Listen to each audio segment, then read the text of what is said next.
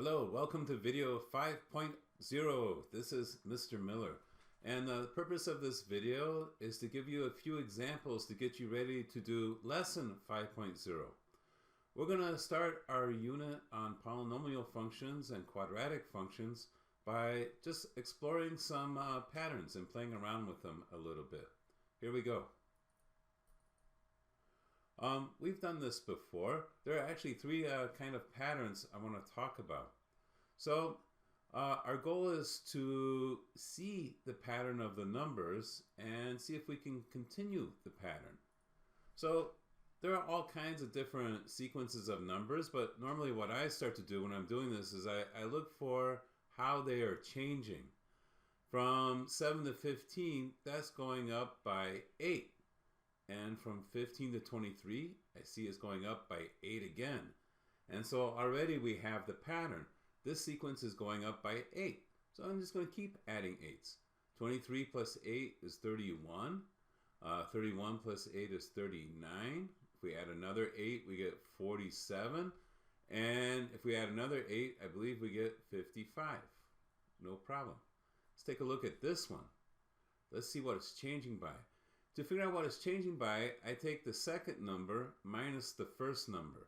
16 minus 20 is negative 4.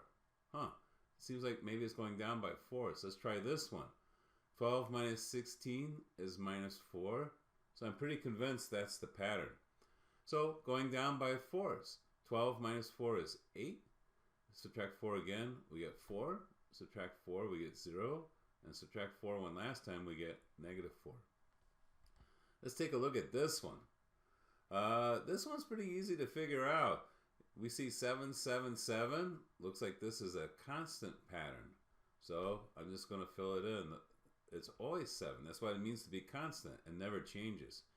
If we did look at the difference in terms, we see that for a constant function or a constant sequence, the difference in the terms is 0. It's not changing by anything. All right, let's take a look at the last one. 15 minus 1 is 14. We should check more than one of these, by the way, to make sure that it's changing by the same amount each time.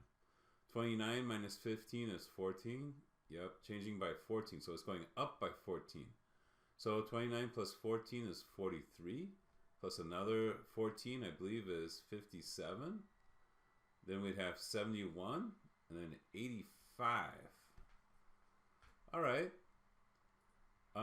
We want to try a little bit different pattern. So we're going to see something different happening on these. So if I start by finding the differences, I see that 13 minus 10 is 3. But if I do 18 minus 13, it's 5. I see that the differences are changing. But there's a pattern to them. To go from the first number to the second, we went up by 3, then we went up by 5, then we went up by 7. To continue the pattern, this one's going to go up by 9.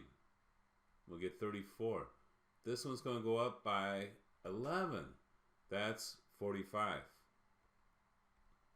This one's going to go up by 13. That's 58. And this one's going to go up by 15. That'd be 73. I hope all my math is okay here. But these are called quadratic patterns. All right, when the difference changes by a steady amount, we get a quadratic pattern. All right, let's try this one. 9 minus 3 is 6.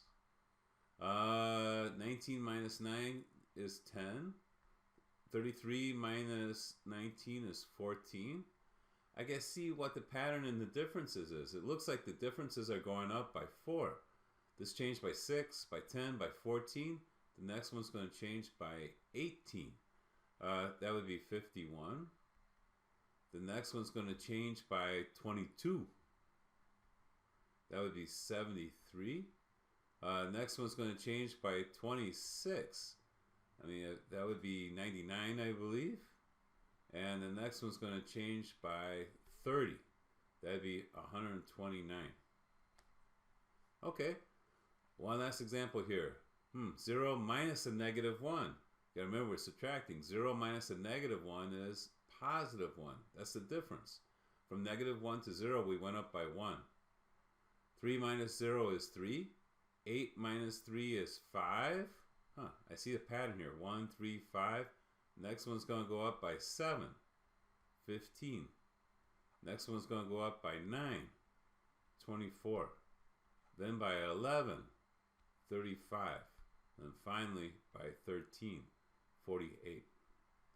So we have constant patterns, linear patterns where the constant difference is the same, and now quadratic patterns. The very last thing I want to show you is how to make a graph for a sequence. All right, so we can plot the sequence. 9 is the first term. This is term number 1. So the x-axis is the number of term, the y-axis is the value. So for the first term, I'm going to go to x equals 1 and put a point at y equals 9. This is the second term. The second term is 7. So at 2, I'm going to put a point at 7. The third term is 5. I lost a point there. And the fourth term is, this is kind of tricky. My pen's kind of screwy. The fourth term is 3. The fifth term is 1. And the last term, the sixth term, is -1. So we see this was a linear pattern. The points form a line. All right, let's graph this one. The first term is 11. So x equals 1, y equals 11. That's the point for the first term here. And then the second term is 6. So 2, 6. Then the third term is 3. The fourth term is 2. Fifth term is 3.